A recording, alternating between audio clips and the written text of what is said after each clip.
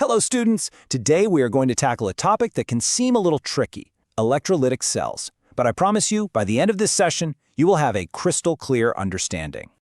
So, let's start with a simple question from our daily lives.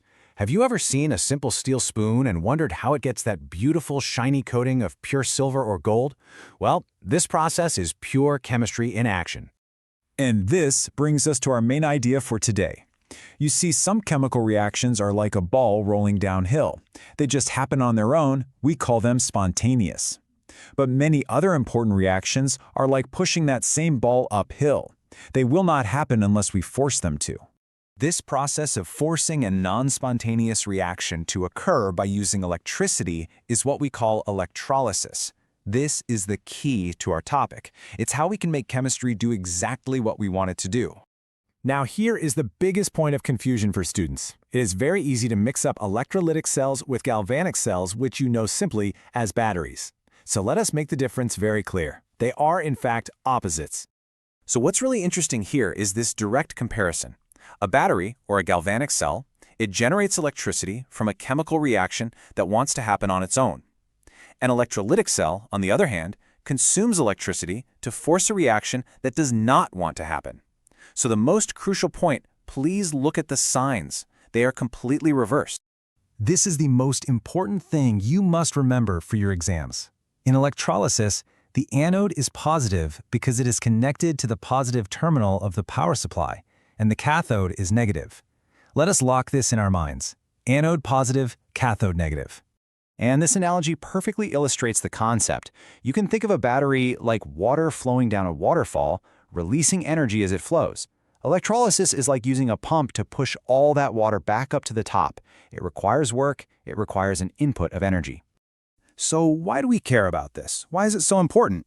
Well, without this ability to force chemistry, we would not have pure aluminum for our airplanes, we would not have pure copper for all our electrical wires, or even the chlorine we need for clean drinking water.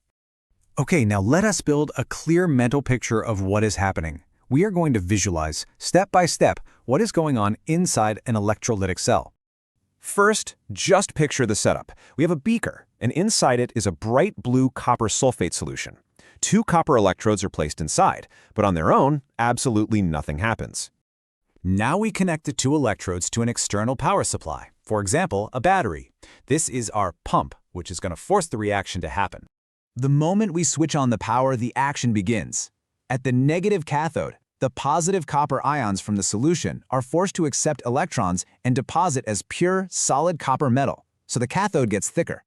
At the same time, at the positive anode, copper atoms from the electrode itself are forced to lose electrons and dissolve into the solution, so the anode gets thinner.